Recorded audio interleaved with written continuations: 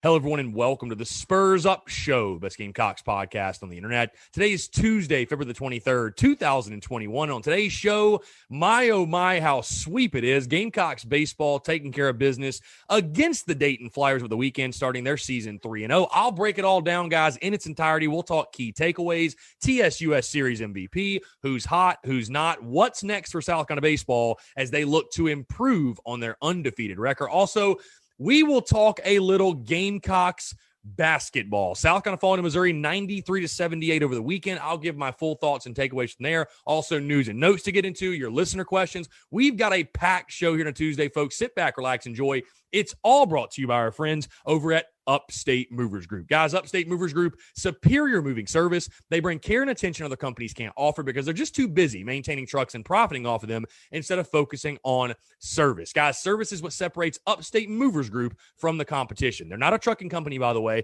They are a moving services company, and they're also employee-owned co-op. Their movers are paid twice the industry average, and everyone on the crew is invested in your success. They have dedicated professional crew members, and they also offer black glove service. They offer end-to-end packing services, custom crating and packaging for special items, and cleaning services as well. They're founded by Greenville natives and University of South Carolina alumni, so a Gamecock-owned small business. They also offer 20 years of project management moving experience, and they can offer logistics and solutions that traditional moving companies simply do not have the skills for. Guys, whether you're in the upstate or across the state of South Carolina, if you have any moving needs in 2021, be sure to check out our friends over at Upstate Movers Group. You can find them on social media at Upstate Movers Group. And of course, if you have any other questions, go to their website, upstatemoversgroup.com. That's upstatemoversgroup.com. Be sure to check them out and tell them Chris from the Spurs Up Show sent you. Let's get it.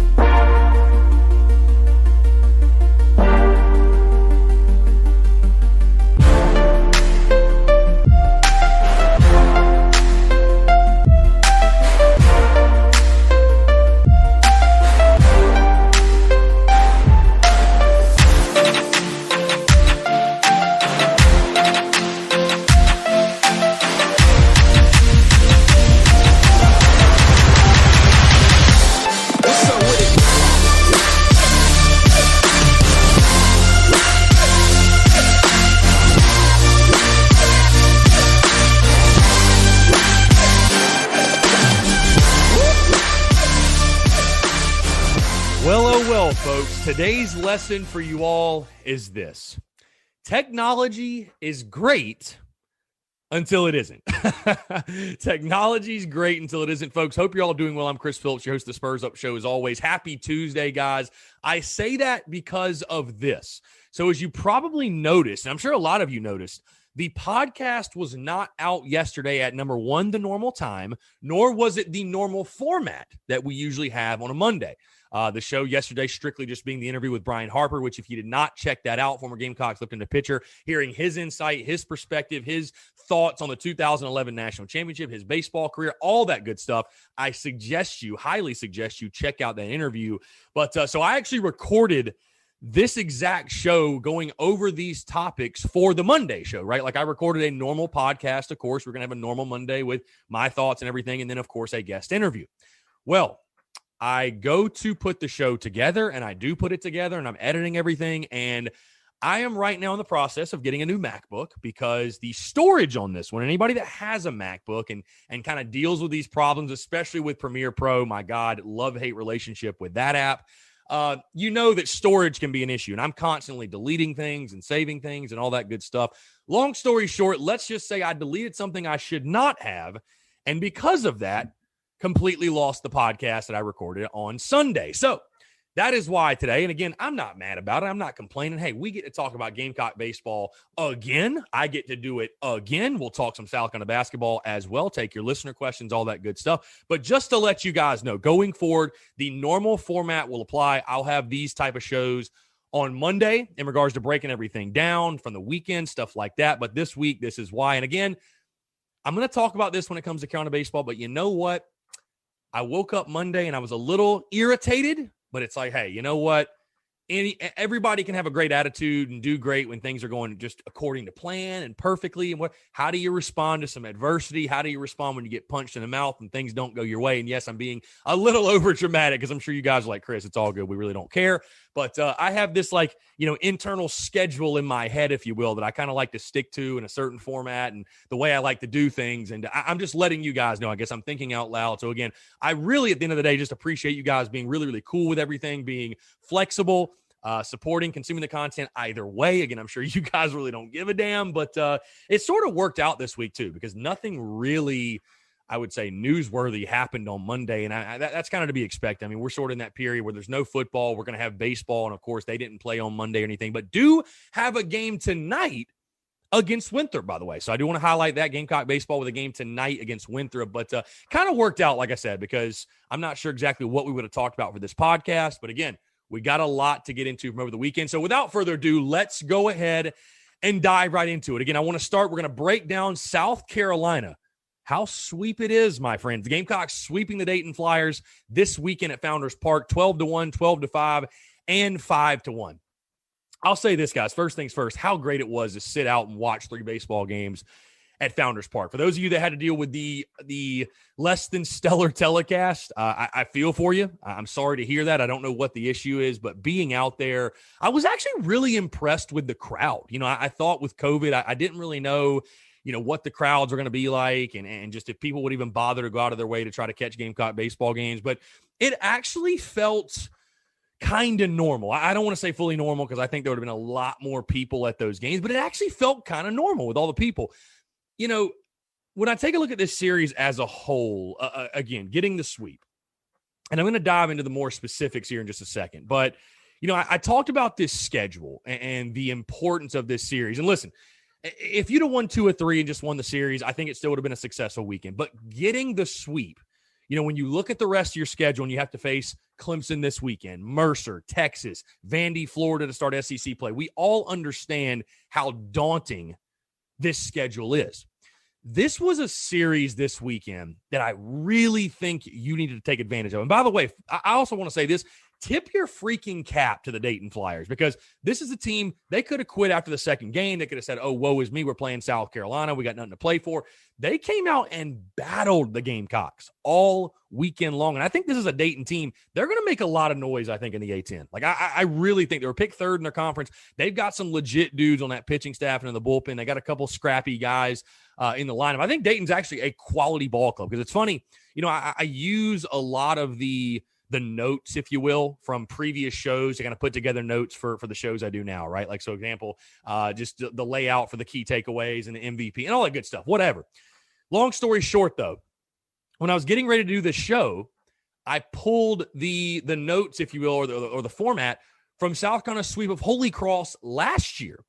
And I was just looking back and I was thinking, I was like, how does this compare to last year when the Gamecocks started 3-0 and opened their season with a sweep? And I think it's a lot different for a couple of reasons. Number one, you take a look, South Carolina, I think in that Holy Cross series hit like 220.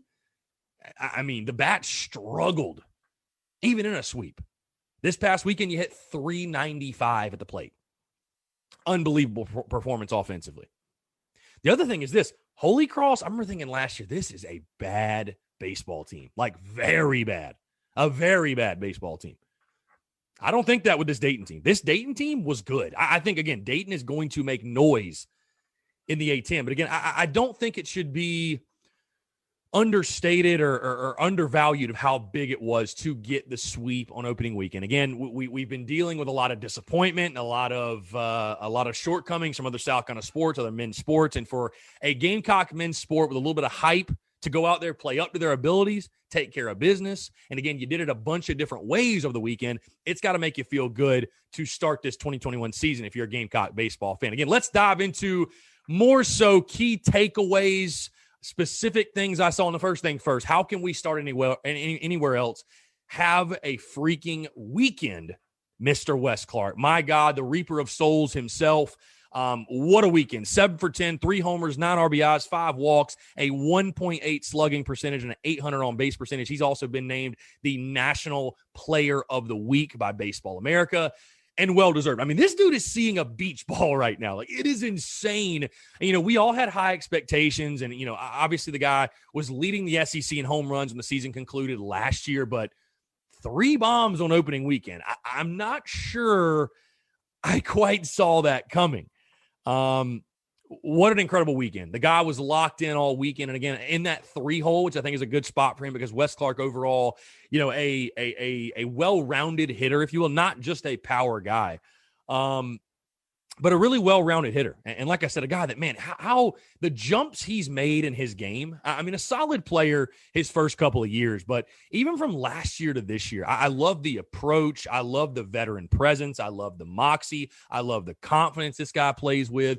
And he's going to be a big basher for you all season long. And again, the numbers speak to that. It's funny. He had a quote-unquote bad day on Sunday, and where he looked more when he went 1 for 3 with a double. I mean, that was a quote-unquote bad day for Wes Clarke because he had been swinging it so well. But again, a dude that's just tearing the freaking cover off the baseball. Everything he hits, I feel like, is hard. What a weekend for him. What a weekend for Wes Clarke. And it was the weekend of Wes Clarke. And again, you got to be excited about having that guy in your lineup. And again, all these preseason expectations and everything we expected from him. And yes, it is just one weekend. I want to throw that out there, by the way, of everything I say. I understand it's just one weekend, but it was a lot of fun to see the pieces come together. Everything we've been excited about, everything we've been talking about, to see those pieces come together. And Wes Clarke, obviously, a really, really big piece of this Gamecocks lineup and what South Carolina is looking to achieve in this 2021 baseball season. Another key takeaway for me, speaking of Wes Clarke and the power bats were on full display for South Carolina over the weekend. And the thing I love, by the way, is this.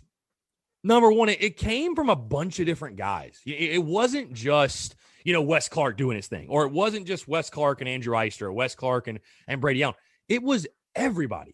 You know, it was literally everybody doing their thing. And you love to see, and I loved more than anything the approaches, because yes, when I talked about in the preseason, this is a lineup, this reminds me of a traditional South kind of lineup, right, with the big boppers.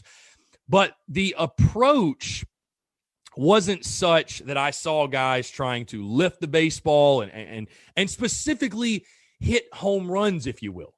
You know, I see a lot of guys in the approaches, they're trying to drive the baseball, okay? Trying to cut that ball in half, drive the baseball, get a little bit of backspin, and the home runs are coming naturally. And that's what you love to see. Again, 7 total homers. You had Wes Clarke with 3. Brady Allen had 1. Colin Burgess had 1. Andrew Eister had 1. Braylon Wimmer had 1. I mean, a bunch of different guys for you. You take a look at this lineup now. I mean, 2 through 7 can take you yard. 2 through 7 in this lineup, realistically, and 1 through 7, I should say, with Brady Allen. And what a weekend it was for Brady Allen. The type of performance he had, what he gives you out the leadoff spot, made Mark Kingston like a genius for his performance. But 1 through 7 in this lineup can take you deep. And again, yes, I know it's only one weekend, but you saw the potential. You saw the pop. You saw what we've been talking about all preseason long, and of course, led by a guy like Wes Clarke. I also want to give a shout out, man, Andrew Eister. 1 homer, 4 RBIs. Hit 333 in the weekend, 4 for 12. Talking about guys that just barrel up the ball every single time they take the plate. My God. I mean, this is a dude, every single at bat, it seems like he's getting hard contact. Every single at bat, he is punishing pitchers, man. It's crazy. And this dude, nobody loves to go oppo more than Andrew Eister. Nobody loves that right center gap more than Andrew Eister does. And you know he's locked in when he's going backside like he was over the weekend. And then a guy like Brady Allen, like I said, guys, in your leadoff spot to give you that type of power, that type of pop. And oh, by the way, a guy who's going to give you fantastic at-bats. He's an automatic 3-2 count. Like I said, the plate vision, the discipline, incredible what this guy provides you. And hell, he had 1 homer on the weekend. He missed 2 or 3 more by a couple of feet. I mean, he had one that literally hit the yellow and came back in. I think he got a double out of it. But, I mean, the power is there. But, again, I don't think it's power where I know a lot of people say, Chris, you know, live and die by the home run. We don't want to be that type of team.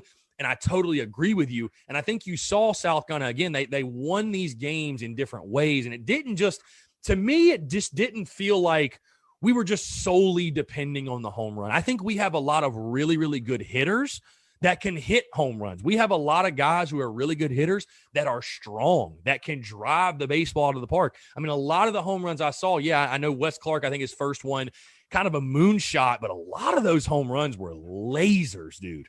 A lot of those were lasers. I mean, you think of Braylon Wimmers was an absolute tank, by the way, to left field. The pimp job game is in midseason for him. Colin Burgess's was a freaking rope. Andrew Eister's out to right center, caught that jet stream. That thing was a freaking rope. So again, the thing I love the most, yes, the power's there. I think this is a traditional South kind of lineup with a lot of pop, but it's not a lot of guys that are trying to lift the ball and the approaches are bad. And it doesn't look like to me they're up there saying, oh my God, we got to hit a home run every time.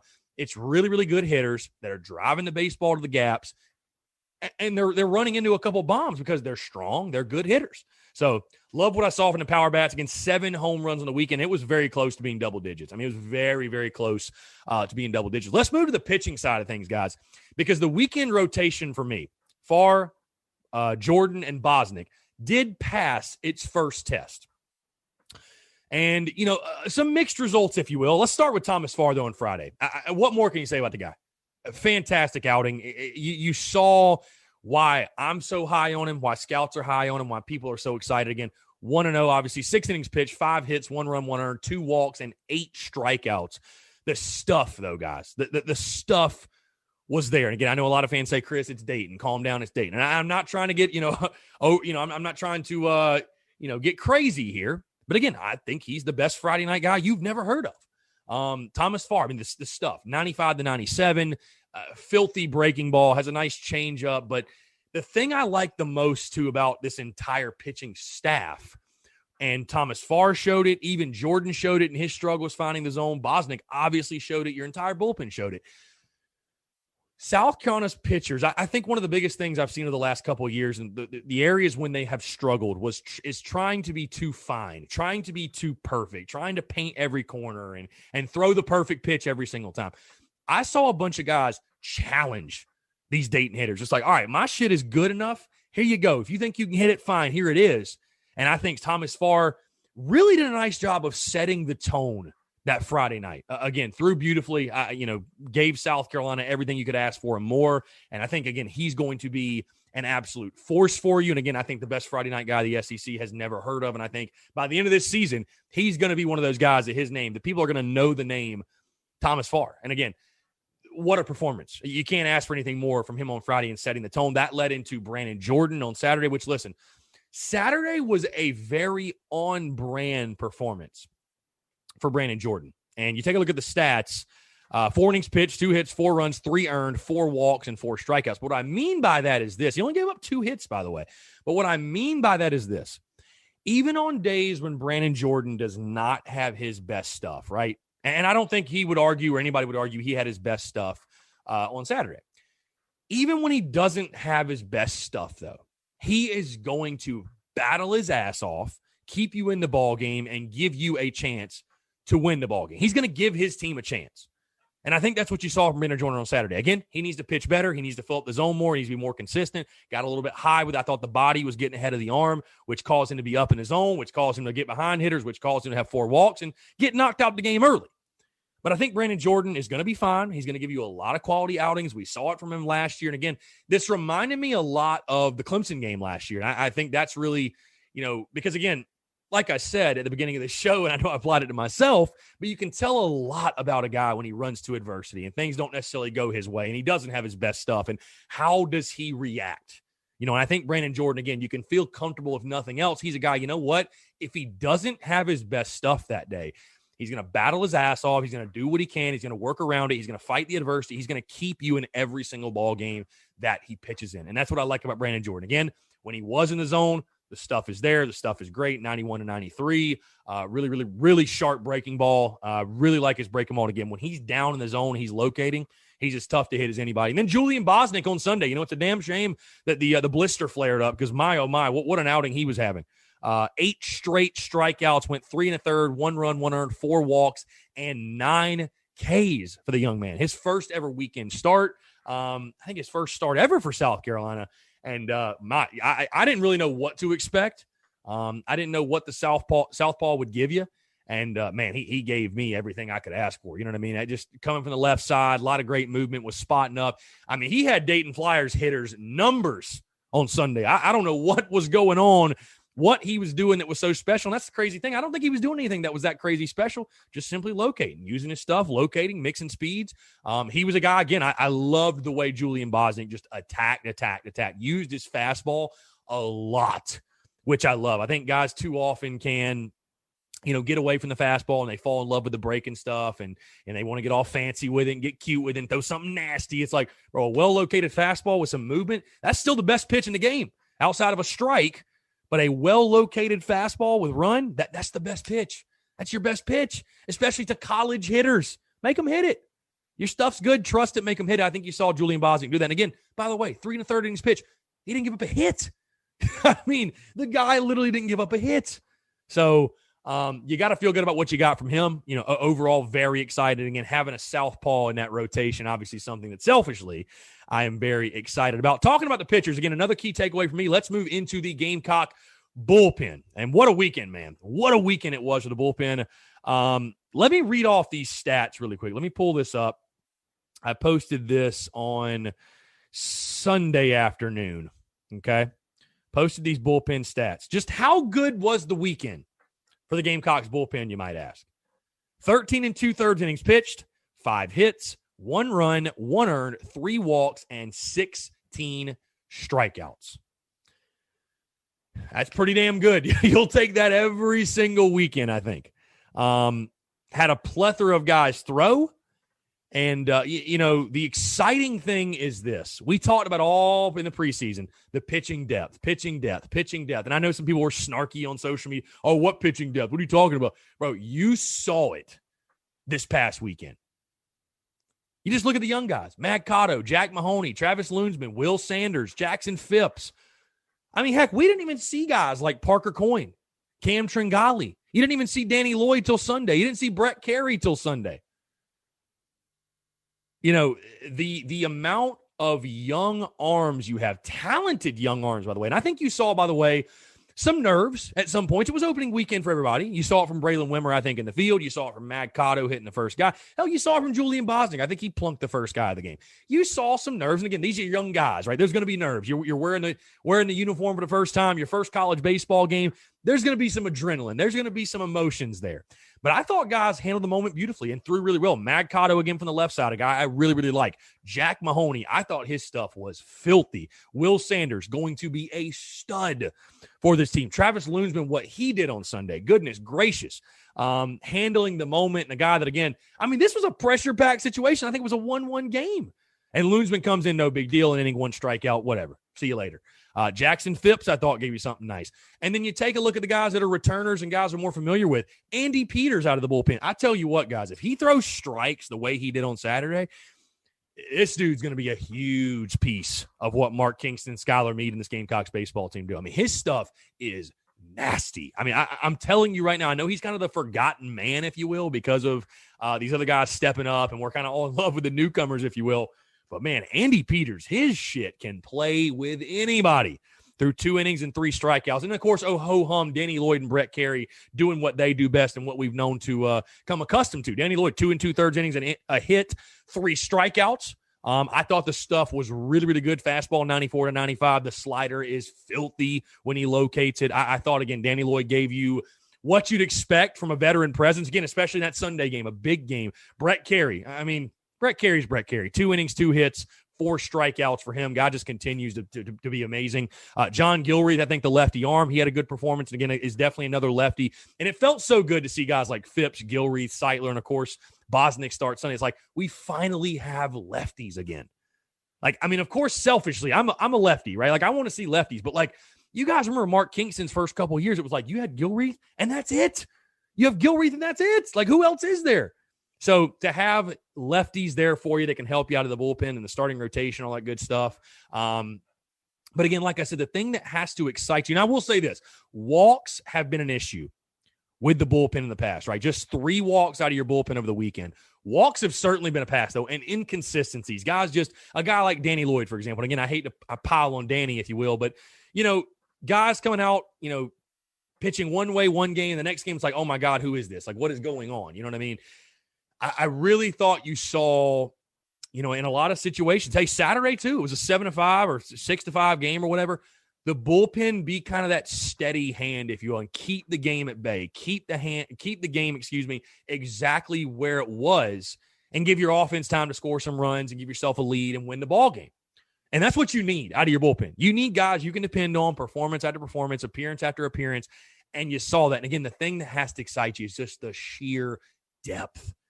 I mean, you have a great problem. There are only so many innings, and you've got too many quality arms. Again, you didn't even see guys like Parker Coyne and Cam Tringali. I mean, what does that tell you about how you didn't see a guy like Wesley Sweat, who I think is good to go? I mean, what does that tell you in regards to the depth you have on the pitching staff, in regards to the depth you have in this bullpen and on this team, but especially with the pitchers? You got to feel good. You can never have too many good arms. Like I said, a nice mix of your veterans doing their thing, these youngsters getting their feet wet and showing what they're made of. And again, the young talent on this team, especially in the pitching staff, gets me fired up. It gets me fired up. I'm not going to lie. So again, an overall great weekend for, I think, your starting rotation, and especially your bullpen as well. My final takeaway, guys, and arguably my biggest from the weekend is this.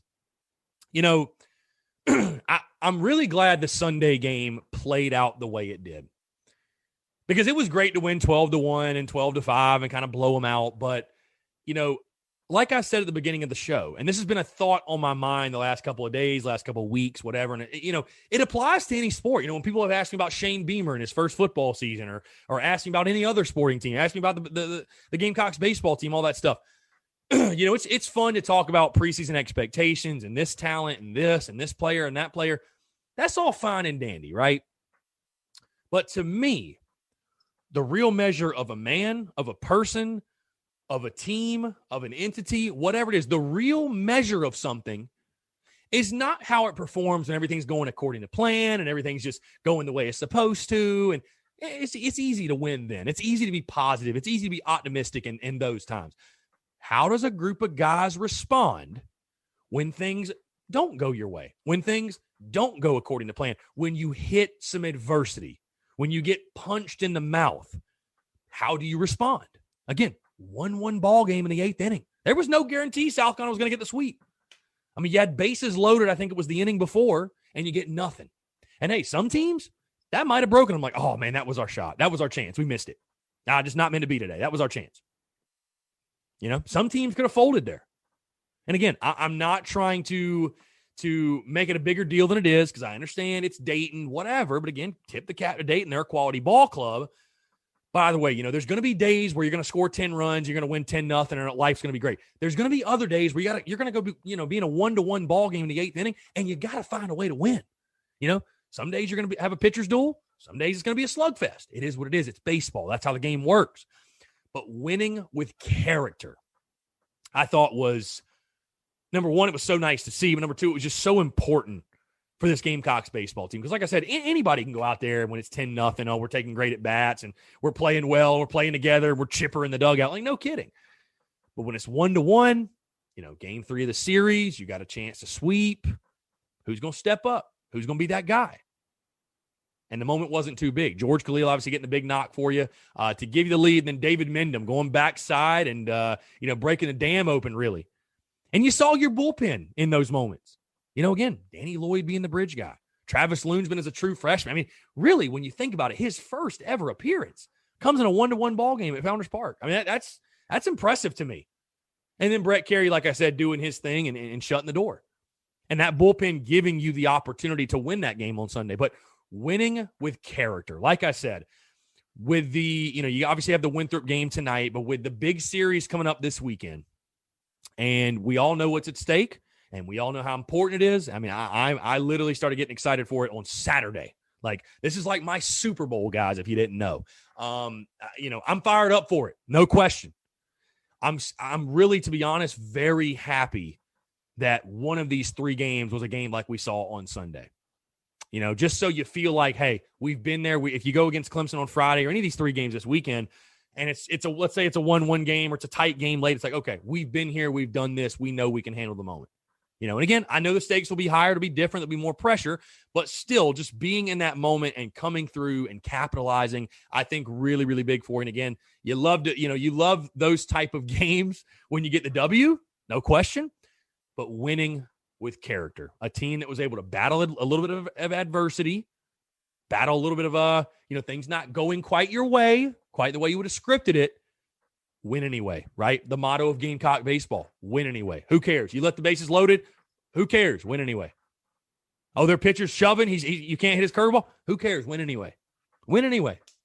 I'm getting goosebumps literally talking about it because I'm thinking about those 10 and 11 teams, and I'm thinking about this team, and win anyway. No excuse. No, win anyway. Find a way. Find a way to win. Just find a way. Synergize. Do whatever you got to do. Throw the bats around. Say a voodoo prayer. I don't know, but win anyway. And that's what this team did Sunday. You love to see that. That's the type of stuff that gets me going. It really is. That's the type of stuff. That's where you see the real character of teams. How do they respond in adversity? Because every team, you listen to any coach, every team is going to run into adversity. It's just impossible. Even Alabama in football, they're beating everybody. They run into adversity. They're just the best at handling it. And, of course, they're the best players too. But you guys get the point I'm making. Every team's going to run into adversity at some point. It's how do you handle it? We're all going to run into adversity in our own lives. It's how do you handle it? So South going to pass that test on Sunday and, of course, gets the sweep. And it was great to see.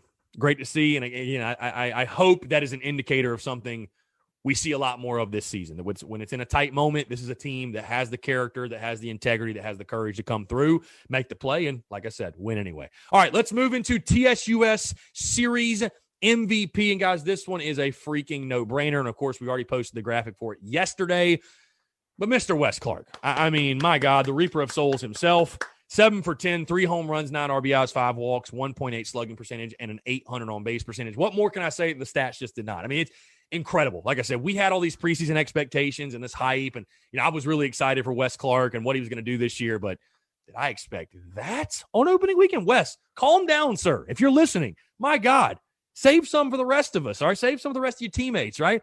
No, it's incredible stuff, and like I said, I think it's a testament to the work he's put in. Great kid. Works his tail off, and, good things happen. You know what I mean? Good things happen. A guy with a lot of confidence. He's seeing a beach ball right now, and what a weekend. What a weekend. So, again, the first Tsus Series MVP goes to none other than the Reaper of Souls, Mr. Wes Clarke. Speaking of Reaper of Souls, we're going to go into who's hot, who's not.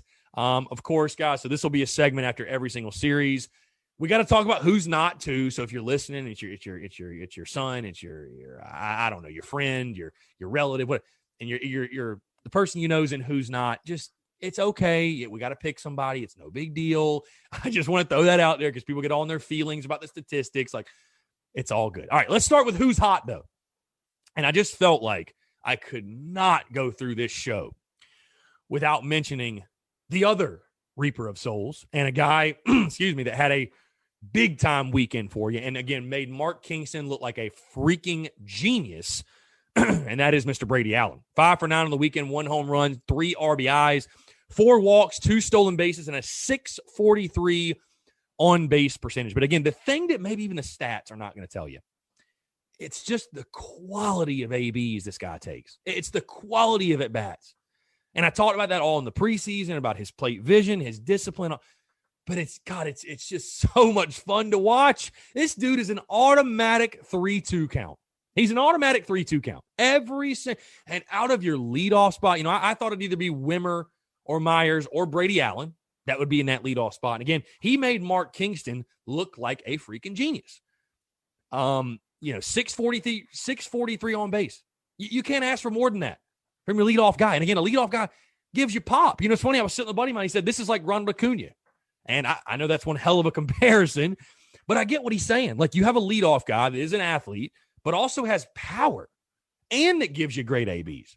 I mean, Brady Allen might be the best all-around hitter, and maybe the best all-around baseball player on this team. Like, honestly, a dude that shows up to the ballpark every single day, plays the game the right way, this dude takes professional at-bats. That's the only way you can call it. He takes professional ABs.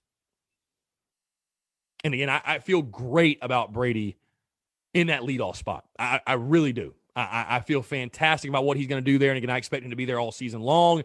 And, just it's all about setting the tone, and Brady Allen does that. He sets the tone in that leadoff spot. He frustrates pitchers. He's a pitcher's nightmare. Again, the Reaper of Souls himself, Wes Clarke and Brady Allen both. But who's hot? Brady Allen, again, 5 for 9, a homer, 3 ribbies, 4 walks, 2 stolen bases, 643 on base percentage. No doubt Brady Allen is scorching right now.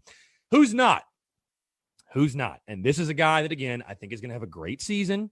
Don't anybody take it personally, but Brendan Malone struggled a little bit this weekend. 2 for 12 at the plate, 1 RBI, 2 strikeouts. Again, I think a guy maybe a little bit over anxious, a little bit trying to do too much. Again, it was opening weekend for everybody. Everybody's putting pressure on themselves, and the adrenaline's pumping and all that. And I will say this too. I talk about Brady Allen, how he's an automatic 3-2 count. It felt like Brendan Malone was at 0-2 every single time he took the, he stepped in the box. It felt like he was at 0-2 every single time. I mean, it just, you blinked and looked away like, boom, it's 0-2. And I don't know necessarily what the issue is, but, he'll be fine.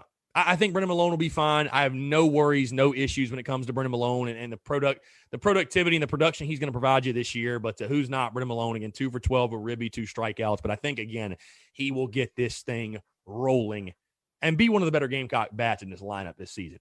All right, what is next for South Carolina baseball? Well, tonight they play the Winthrop Eagles. And then, of course, this weekend, the best rivalry in college baseball when South Carolina and Clemson go at it. And I'll tell you this, guys, if you can't tell the emotion, the intensity for me, this is like my Super Bowl. I mean, listen, I'm not going to sit here and say, oh my God, it's bigger than like a football game. I don't know. It's different for sure. But this, for me, this is like my Super Bowl, literally. I live for this shit, man. I live for Carolina Clemson baseball. And to be able to, I'm not sure if I'm going to all 3 games. I know for sure I'm going to Sunday. If you know anybody that's selling tickets to Greenville or Clemson, the weather looks kind of bad Friday for that Clemson series. But no, definitely going up there. We're trying to coordinate something, possibly doing a watch party in Greenville. I'm doing, by the way, guys, I'll go ahead and tell you, pregame and postgame live shows before all 3 of these games. I know I said we're not going to do pregame and postgame for baseball, at least not every single game. But a series like this, you just flat out have to. So, again, what's next for Gamecock baseball? Tonight against Winthrop, taking on the Eagles in the midweek. I don't think a starter has been announced. I don't think a starter has been announced for South Carolina. Let me look really quickly, guys. I think it's either going to be Jack Mahoney, Will Sanders, or Mag Cotto. I think it's going to be a young guy. Let's see who the projected starter. So it looks like, Will Sanders. It looks like Will Sanders most likely is going to be your starter in that game tonight against Winthrop. So, again, I think it'll be a lot of fun. I think this is a guy that, I think has got a very bright future in Columbia. I think this is a guy that's probably going to be your next Friday night ace at Carolina, to be totally honest with you. I mean, 6'6", stuff is there. He's got the body to build into it, to add more velocity, to make his stuff even better. I think he's going to be a big-time arm for Carolina. So, again, we got a really fun week planned, guys, like I said, with the game tonight. But, of course, the Clemson series this weekend. Please stay tuned for all of the content that comes throughout this week and leading up in the weekend. We got some really big stuff planned and maybe a surprise or two. Maybe a surprise or two for you guys as well. So, you guys be sure to stay tuned to that. All right, let's move into – we got to touch on Gamecocks basketball. I know a lot of you don't want to. Again, South Carolina playing tomorrow night at Mississippi State. But I refuse to act like basketball season's just not happening. But I will say this. I'm not going to spend the next 20 minutes fluffing things up and just giving you guys a bunch of fluff. I'm not going to do it, okay? I'm not going to do it because it was the same old story for Gamecocks basketball. We had 93-78 loss to Mizzou. I picked South Carolina to win, which obviously was a very, very bad pick. And yeah, you get blown out on your home floor. But listen, you were only a 3.5-point underdog. Like, you were not supposed to get blown out, but you do. Again, I'm not going to spend the next 15 or 20 minutes just fluffing things up and kind of BSing you guys and filling your ear with nonsense. This just isn't a very good team. Let's call it for what it is. It has nothing to do with COVID. There's no other excuses. This team is just not very good. We stink. There's no other way to put it. We stink. This team stinks this year. Frank Martin stinks this year. This program stinks this year. And by the way, I'm not saying fire Frank Martin, guys. I'm not. I want to make that clear yet again. I'm not saying fire Frank Martin. I think really I don't think it does you any good to get rid of him during the pandemic-driven season, if you will.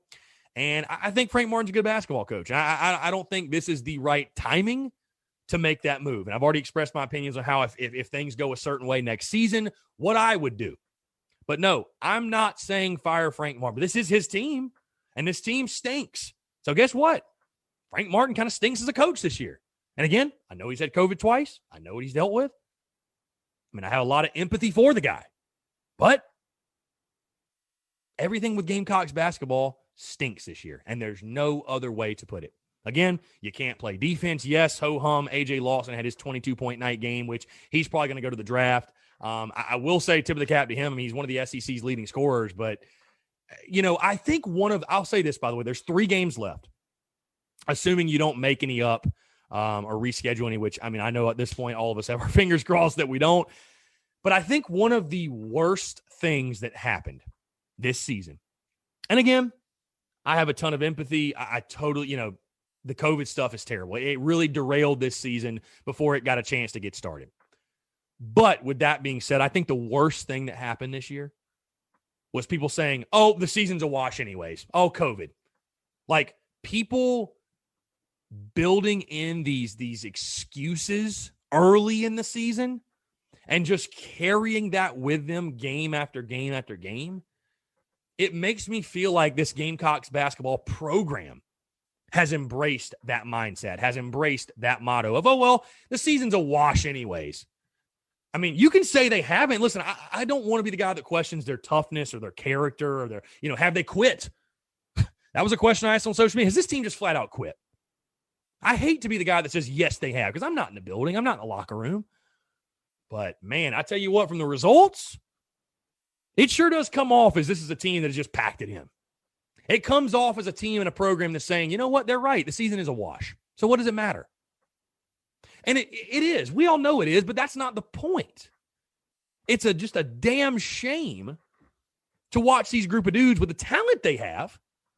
I think there's still talent on this team. Just have no answer. I think I saw a stat on social media. It's the first time South Carolina basketball has given up back-to-back games of 90-plus points since like the 70s. This team is historically bad. So, like I said, I'm not going to be the guy that pretends like, we're just not going to talk about basketball. No, we're going to cover these last 3 basketball games. Got a game tomorrow night against Mississippi State. I will break it down. I will preview it. I'll give a prediction, all that jazz. This team stinks. Ain't no other way to put it. This team stinks. Dude, it ain't got nothing to do with COVID. It ain't got nothing to do with a layoff or not playing games or not practicing. This team stinks. Rotten. Just not good. And I feel like you have a bunch of guys playing as individuals that, again, have packed it in and said, oh, you know what? The season's a wash anyways. That's how it comes off, at least. I hate to question them. I hate to question those guys in that regard, but, man, it sure does seem like how it's come off. That's kind of, it's kind of the takeaway from what we're seeing as far as, results go. So just, another tough night to be a Gamecocks, a tough day, I should say, to be a Gamecocks basketball fan. But yeah, guys, like I said, I mean, I'm not going to pretend like, and like fluff you guys. Hell, I was at the baseball game, just keeping up with it on my phone. But we're beyond apathy at this point. People are so ready for this season to be done. It's not even funny. People are praying we don't make up those games we missed. I mean, tells you all you got to know. So again, Gamecocks fall into Missouri, 93-78 on Saturday. We'll take on Mississippi State tomorrow. And again, I'll have a full breakdown, preview, prediction, all that good stuff on the podcast tomorrow. Okay, before we wrap up, a couple notes. Montario Hardesty, 2-year, $300,000 per contract. I think that's pretty fair for him and his experience. 2021 5-star punter William Joyce commits as well. And I know people are saying, oh, Chris, is he a 5-star like this? He's a punter, guys. They are graded differently. He's a punter. Let the man live. He's a 5-star punter. Let's just celebrate getting the pickup. Why not, right? Other notes that came out on Monday afternoon. Wes Clarke named National Player of the Week. I talked about that, of course, well-deserved. And Gamecocks, in the latest polls, I believe it was the Baseball America poll. Or let's see, was it Collegiate? Let me see. I can check right now. Was it Collegiate Baseball Newspaper or was it Baseball America? Yeah, Baseball America, ranking the Gamecocks 16th in the country. So South Carolina moving up. The D1Baseball.com ranking should drop today, and that's really the ones that I follow. That's just, I've had those guys on my show, and I tend to agree with their rankings a lot. So that's the ones I generally follow. But, hey, it's nice to see the boys move up in the polls. 16th now in the entire country. So should set up well again for the game tonight, and then a big-time matchup this weekend in the rivalry series against Clemson. All right, we're going to wrap it up here. Let's answer your listener questions, and then we will get out of here. We'll put a pin in this one on a Tuesday. JK Gill 34, time to start Trey, rest of the year. Let's see what he's got. I mean, hell, why not? Why not? You know what I mean? To hell with it. Play whoever. Play Mike Green. Play Nathan Nelson. I don't give a damn. What do you have to lose? Mike.Edward07, do you like Star Wars?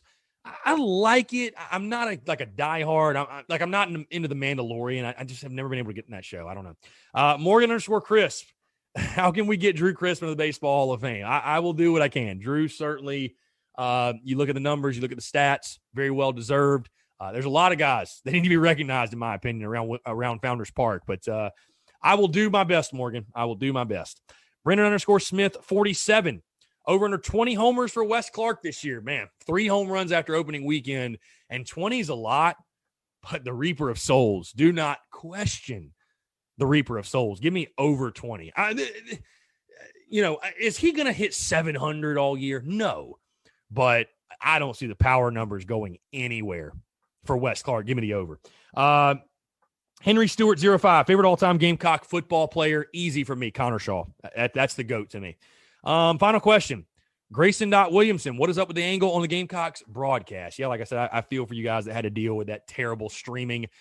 Very happy I had tickets and didn't have to put up with it, but I don't know, man. With all the sports going on, they don't have enough people to. I don't know, bro. It's just excuse.